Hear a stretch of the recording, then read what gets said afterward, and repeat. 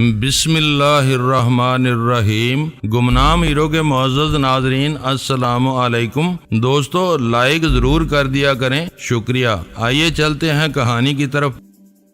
اس نے کوئی لگی لپٹی رکھے بغیر مجھ سے کھلے الفاظ میں معذرت کر لی کہ میرے اندازوں کے برعکس اگر میرے ساتھ کوئی سختی کی گئی تو وہ یا اس کے ساتھی میرے لیے کچھ بھی نہیں کر سکیں گے، پھر بھی میری سلامتی کی طرف سے غافل اور لا تعلق نہیں رہ سکتا تھا۔ تھوڑی دیر کے بعد ہم تینوں نے سرلا دیوی کے گیسٹ ہاؤس کو الوداع کہہ دیا۔ پروگرام یہ تھا کہ عابد ہمیں ہمارے ہوٹل کے قریب چھوڑ کر تیزی سے ایئرپورٹ کی طرف روانہ ہو جائے گا تاکہ وقت ضائع کیے بغیر امرتسر میں ویرا تک پہنچ سکے۔ گیسٹ ہاؤس سے ہوٹل کی طرف سفر کرتے ہوئے میں نے عابد کو سختی سے منع کر دیا کہ وہ ویرا کو ہمارے پروگرام میں تبدیلی کی ہوا بھی نہ لگنے دے۔ اگر اس کی کھوپڑی میں یہ بات سما جاتی کہ ہم اسے بھارت سے روانہ کر کے بے فکری سے اپنا کام جاری رکھنا چاہتے ہیں تو وہ خاص طور پر میری طرف سے بدگمان ہو جاتی اور اسی لمحے لاہور جانے کا ارادہ ترک کر کے دہلی واپس لوٹنے کی تیاری شروع کر دیتی۔ ایک دوسرے کے لیے نیک خواہشات کا اظہار کرتے ہوئے ہم کناٹ پیلس کے ایک حصے میں الگ ہو گئے۔ عابد اپنی گاڑی میں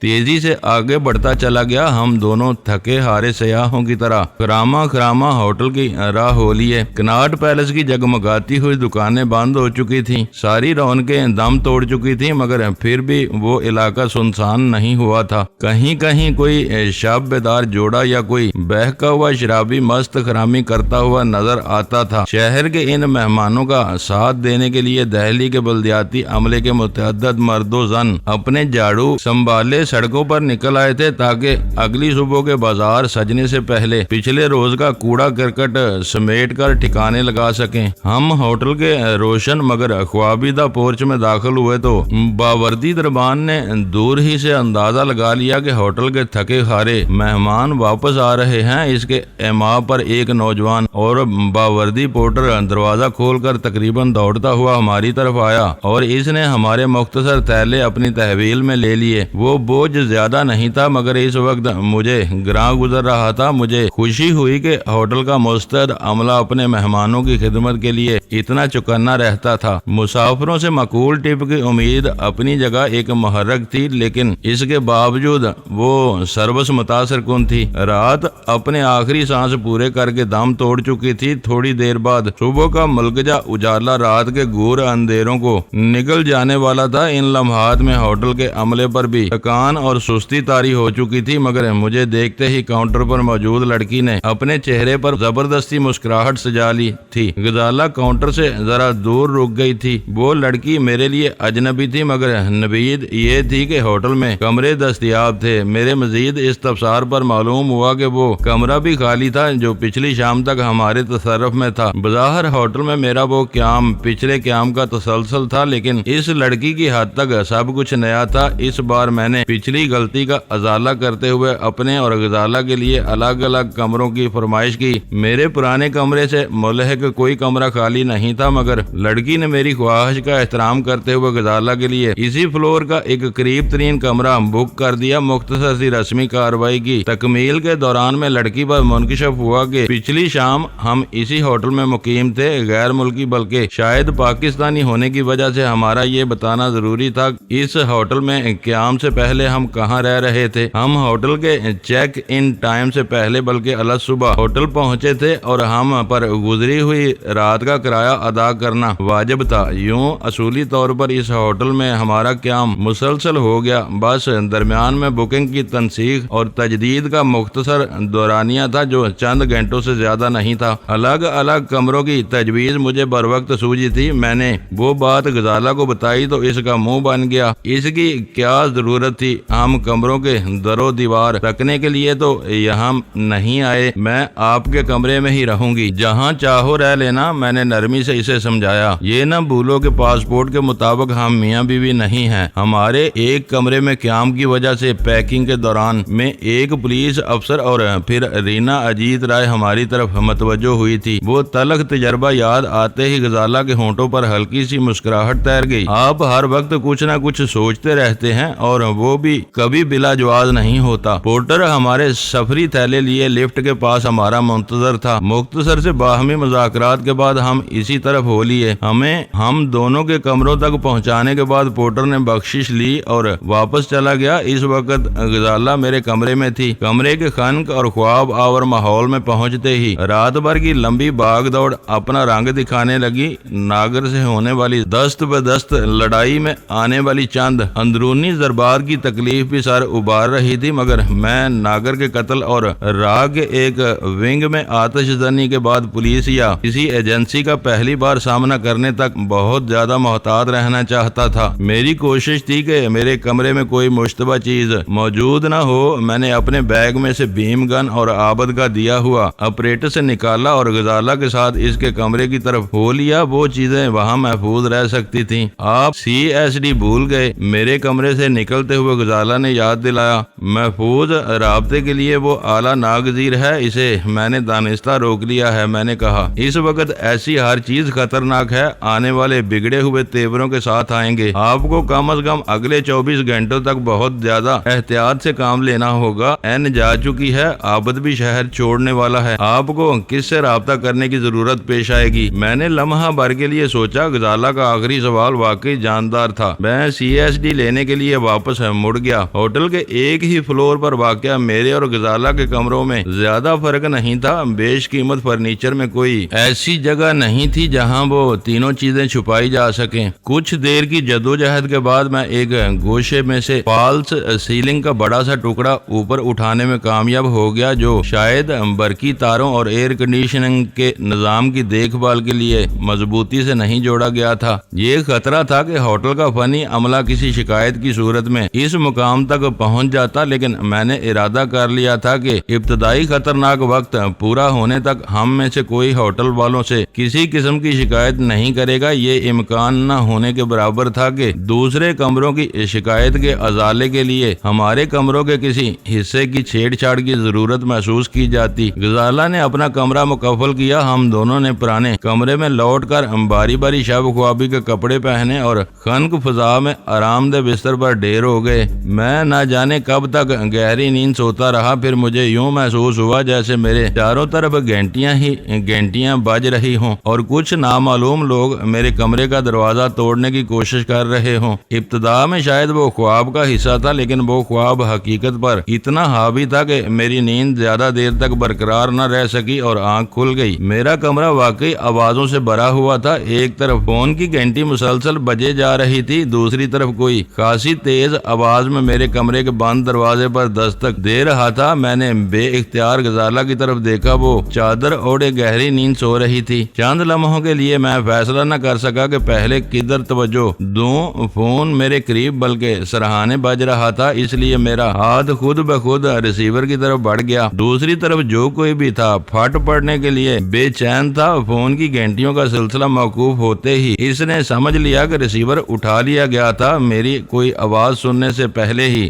اس نے بولنا شروع کر دیا۔ ابھی تک کہاں مرا ہوا ہے؟ دروازہ کھول ورنہ میرے ساتھی دروازہ اکھاڑ دیں گے۔ وہ گراہٹ سنتے ہی میں سناٹے میں آ گیا۔ کسی 5 اسٹار ہوٹل میں ایسی گنڈا گردی اور دیدہ دلیری میرے تصور سے باہر تھی۔ میں جن لوگوں کی ذات میں آیا ہوا تھا ان سے کچھ بھی بعید از قیاس نہیں تھا۔ وہ ہر قسم کی درندگی اور زبردستی کے مظاہرے پر قادر تھے۔ مجھے یقین ہو گیا کہ وہ راہ کا کوئی آدمی تھا جو ہوٹل کی لابی سے انٹرکام کے ذریعے مجھے بیدار کرنے کی کوشش کر رہا تھا۔ اوپر اس کے ساتھی میرے کمرے کے دروازے پر موجود تھے۔ میرے لیے دروازہ کھولنے کے سوا کوئی راہ نہیں تھی۔ میں راہ والوں کی طرف سے ایسے کسی بھی وحشیانہ ابتدائی رد عمل کے لیے تیار تھا۔ ان کا خونی بیڑیا اپنے ہی ایک دفتر میں عبرتناک موت مارا جا چکا تھا۔ ان کا اہم ترین ریکارڈ آگ کے بے رحم شعلے چاٹ گئے تھے۔ کسی زخم خوردہ سانپ کی طرح وہ کہیں بھی پھن مار سکتے تھے۔ اگر میں کمرے کا دروازہ کھولنے میں تاخیر کرتا تو وہ شاید دروازہ نہ اکھاڑتے، لیکن ہوٹل کی انتظامیہ سے مدد لے کر ماسٹر کی کے ذریعے تالا کھلوا سکتے تھے۔ میں نے تیزی سے بستر چھوڑا اور لپک کر دروازہ کھول دیا۔ دروازہ کھلتے ہی 2 صحت مند اور جوشیلے نوجوان اندر گھس آئے۔ ان میں سے ایک کے ہاتھ میں ریوالور دبا ہوا تھا۔ ہاتھ اوپر اٹھاؤ اور دیوار سے منہ لگا کر کھڑے ہو جاؤ۔ مسلح نوجوان اپنے ریوالور کی نال کو جنبش دے کر تیزی سے گرایا۔ وہ دونوں خاصے مشتعل نظر نظر آ رہے تھے۔ میں نے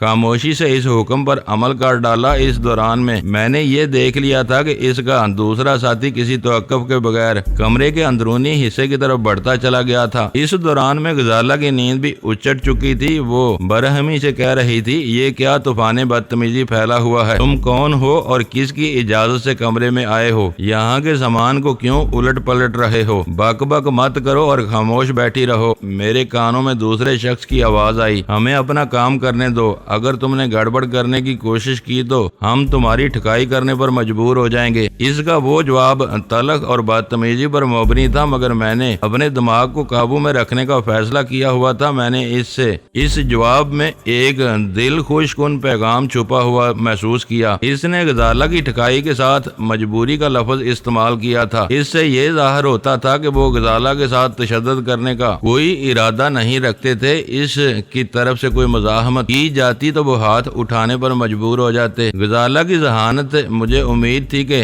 اس نے بھی نوبارد کے الفاظ میں پنہاں پیغام کو سمجھ لیا ہوگا اور اس کی روشنی میں محتاط رویہ اختیار کرے گی تاکہ اسے ان کی طرف سے کسی زیادتی کا خطرہ پیدا نہ ہو۔ غزالہ نے اس دوران میں شاید یہ دیکھ لیا تھا کہ میں دونوں ہاتھ اٹھائے اور دیوار سے منہ لگائے کھڑا تھا۔ اپنی پوزیشن کی وجہ سے مجھے علم نہیں تھا کہ کمرے میں کیا کاروائی ہو رہی تھی۔ غزالہ نے مجھے ان کے عزائم سے باخبر کرنے کے لیے بلند آواز میں کہا، تم نے پورا کمرہ بکھیر کر رکھ دیا ہے۔ مجھے بتاؤ کہ تمہیں کس چیز کی تلاش ہے؟ شاید میں تمہاری کوئی مدد کر سکوں۔ ہمیں تمہاری مدد کی کوئی ضرورت نہیں، دوسرے نے درست آواز میں جواب دیا، ہم اپنا کام خود کر لیں گے۔ تم خاموش کھڑی رہو، ہمارا وقت برباد نہ کرو ورنہ تم ایک ہی ضرب میں کئی گھنٹوں کے لیے بے ہوش ہو جاؤ گی۔ یہ قدرت کی طرف سے ایک انعام تھا کہ ان دونوں کا تعلق مردوں کے اس قبیلے سے تھا جو عورتوں کے بارے میں صاف ستھری سوچ رکھتا ہے، ورنہ اس وقت تک راہ کے بارے میں جو کچھ سامنے آیا تھا وہ بہت کریہ اور گنونا تھا۔ بھارت کی سب سے زیادہ فعال خفیہ ایجنسی راہ کی عمر بہت زیادہ نہیں تھی۔ 60 کے عشرے میں بھارت کی سول اور فوجی ایجنسیوں کی مایوس کن کارکردگی اور اس کے نتیجے میں نیفا میں چین کے ہاتھوں بھارت کی ذلت امیز شکست کے بعد یہ ضرورت شدت سے محسوس کی گئی تھی کہ نئی بنیادوں پر نئے خون کے ساتھ کسی خفیہ تنظیم کی بنیاد رکھی جائے تاکہ آئندہ ایسی فحش غلطیوں کا احاطہ نہ ہو سکے۔ راہ کے گاگ بانی نے اس کام کی ابتدا پیشہ ورانہ بنیادوں پر کی تھی، لیکن جلد ہی راہ کا چلن بدلنا شروع ہو گیا اور اس کے بڑوں نے گرد و پیش کے ملکوں میں بڑھتے ہوئے معاشرتی اختلاط اور بے راہ روی کی بنیادوں پر عورتوں کو استعمال کرنا شروع کر دیا۔ ہندو مذہب اور معاشرت میں ہمیشہ سے مرد کو ناقابل شکست برتری حاصل رہی ہے۔ عورت کو تیسرا اور سب سے نچلا درجہ دیا جاتا ہے۔ رنڈوے مرد کو معاشرے میں پوری عزت دی جاتی تھی، لیکن چند اشروں پہلے تک بیواؤں کو منحوس اور بدقسمت قرار دے کر اپنے شوہروں کی چتا میں زندہ جل مرنے پر مجبور کیا جاتا تھا۔ جدید بھارت میں وہ شرمناک مظاہرہ خال خال باقی رہ گئے تھے، لیکن عورت کی ذلت تحقیر کا سلسلہ جاری تھا۔ بہت سے خاندان بیواؤں کو اپنے لیے نیک شگون نہیں سمجھتے تھے، ان کو سسرال والے قبول کرتے تھے، نہ میکے والے کوئی جگہ دینے کو تیار نہ ہوتے تھے۔ ایسی مجبور اور بے سہارا عورتوں کے گزارے کے لیے پورے بھارت میں جا بجا اناتھ آشرم قائم تھے جہاں ایسی عورتوں سے بےگار لی جاتی تھی۔ ان آشرموں میں پنڈت، پنت، محنت اور پجاری خوبصورت اور جوان بیواؤں کے وجود سے اپنے شاموں کو حسین بناتے تھے۔ یہ واقعات کھلے راز کی طرح ہر بھارتی کے علم میں تھے، لیکن کوئی اس ظلم پر احتجاج نہیں کرتا تھا کیونکہ ان کے دھرم میں عورت ایک پست مخلوق تھی جسے مرد کی خدمت، خوشی، عیش و عشرت کے لیے پیدا کیا گیا تھا۔ اپنے شوہروں کو نکل جانے والی عورتوں کے لیے پورے ہندو سماج میں ہمدردی کا کوئی جذبہ نہیں تھا۔ ہندوؤں کا وہ نظریہ بہت خاموشی کے ساتھ راہ کی صفوں میں سرایت کر گیا۔ جو کام بھارت کی ایک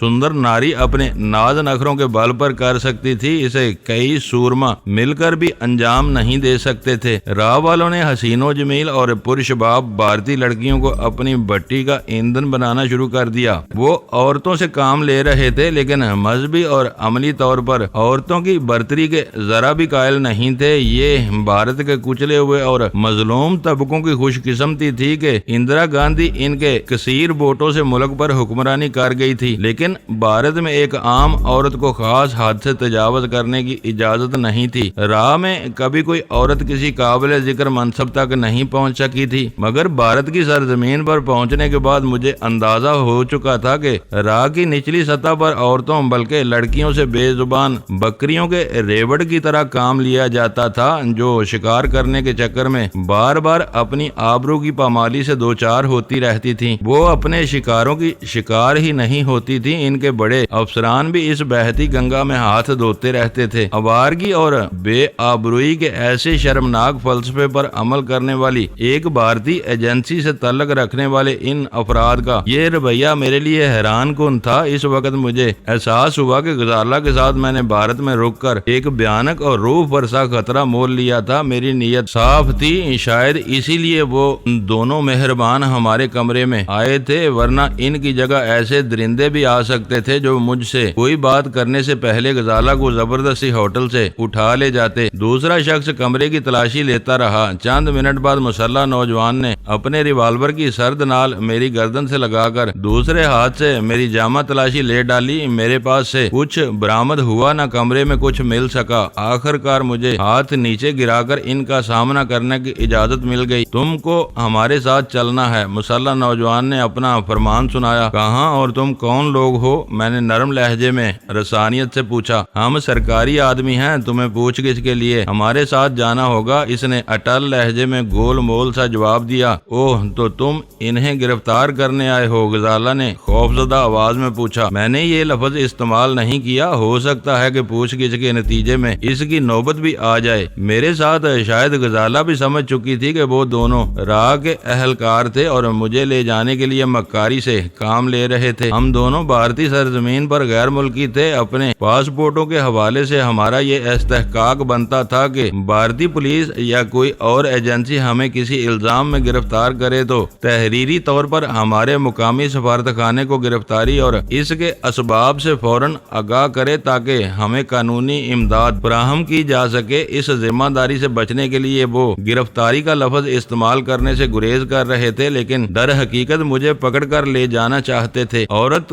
کان کھول کر سن لو، غیر مسلح نوجوان نے اپنی ناکام تلاشی کا سلسلہ ختم کر کے جلائے ہوئے لہجے میں کہا۔ میں الفاظ کے ہیر پھیر میں نہیں پڑتا، سیدھی سی بات ہے کہ ہم مظہر کو پکڑ کر لے جا رہے ہیں۔ تم نے اس بارے میں کسی کے سامنے زبان کھولی تو تمہارا حشر اچھا نہیں ہوگا۔ کوئی بھی پوچھے تو اسے یہی بتانا کہ مظہر چند روز کے لیے کہیں گیا ہوا ہے، جلد ہی لوٹ آئے گا۔ مگر یہ کہاں ہوں گے؟ مجھے ان کی خیر خبر کیسے ملے گی؟ غزالہ نے بجا طور پر ہراساں ہو کر سوال کیا۔ تمہیں یہ سب جاننے کی کوئی ضرورت نہیں، یہ واپس لوٹ آئے تو سمجھ لینا کہ سب خیریت ہے، ورنہ ایک ہفتے تک انتظار کرنے کے بعد اپنے پاکستان واپس چلی جانا۔ یہ سمجھ لو کہ اس وقت ہم تمہیں بہت ڈیل دے رہے ہیں، اس شخص نے کہا۔ غزالہ کی آنکھیں خوف سے کشادہ ہو گئیں۔ تو تم انہیں لے جا کر مارنے کا ارادہ رکھتے ہو؟ اس کے حلق سے پھنسی آواز نکلی۔ ابھی کچھ نہیں کہا جا سکتا، اس نے بے پرواہی سے جواب دیا۔ تم سب پاکستانی مسلح بہت خطرناک ہوتے ہو، دیکھنا ہوگا کہ چھان بین میں کیا سامنے آتا ہے۔ غزالہ کو ایسے مرحلے کا پہلے سے اندازہ تھا، پھر بھی وہ اصل صورتحال کا سامنا کرتے ہوئے اپنے اضطراری رد عمل پر قابو نہ پا سکی اور جذبات کی رو میں آ کر ان کی خوشامدوں پر اتر آئی۔ میں اندازہ کر چکا تھا کہ اپنی مسلسل ناکامی پر جلا کر وہ انہیں برا بھلا کہنے پر اتر آئے گی۔ اس پر وہ دونوں مشتعل ہو سکتے تھے، جبکہ میں ان کی کسی ناراضی یا برہمی کا خطرہ مول لینے کے لیے تیار نہیں تھا۔ تم بالکل فکر نہ کرو، ہمارا دامن صاف ہے، اپنا اطمینان کرنے کے بعد مجھے چھوڑ دیں گے۔ میں نے غزالہ کو دلاسا دیا اور پھر مسلح آدمی سے مخاطب ہو گیا۔ چلنا ہے تو جلدی چل دو، دیر ہوگی تو غزالہ بکھرتی چلی جائے گی۔ اس نے غیر ضروری طور پر میرا گریبان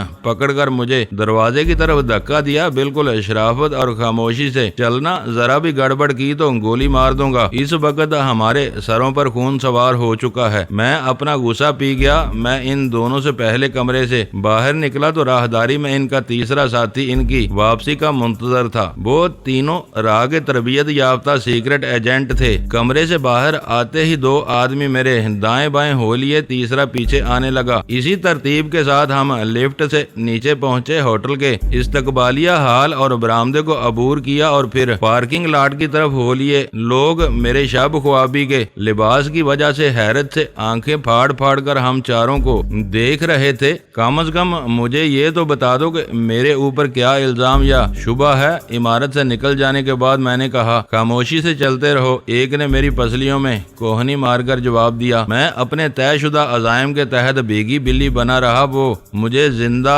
دیکھ کر میرے اوپر کتنا ہی جبر و تشدد کر لیتے، میری ان کامیابیوں کا حساب بے باک نہیں کر سکتے تھے جو میں نے را کے ذیلی ونگ میں حاصل کی تھی۔ پاکستان کے بارے میں را کی اہم ترین فائلیں ان کے ریکارڈ میں سے اڑا لی گئی تھیں، لیکن نریش شرما کے دفتر میں ہونے والی آتش زدگی کے باعث ان کے فرشتوں کو بھی علم نہیں ہو سکا تھا کہ دفتر میں آگ لگنے سے پہلے وہاں سے کیا کچھ اڑا لیا گیا تھا۔ عابد وہ فائلیں لے کر دہلی سے امرتسر کی طرف پرواز کر گیا تھا۔ میرا اندازہ تھا کہ اس وقت تک وہ ویرا کو تلاش کر کے فائلوں کا تھیلا اس کے حوالے کر چکا ہوگا اور ویرا اس مال غنیمت کے ساتھ پاکستان کی طرف روانہ ہونے کی تیاری کر رہی ہوگی۔ مجھے ان فائلوں کے متن کا علم نہیں ہو سکا تھا۔ میرے لیے صرف اتنا جاننا کافی تھا کہ ہماری آئی بی ان 11 میں سے گرین کوبرا نامی صرف ایک فائل کے حصول کے لیے ہر قیمت ادا کرنے پر تیار تھی۔ میں نے کوئی قیمت ادا کیے بغیر وہ فائل حاصل کر لی تھی اور اس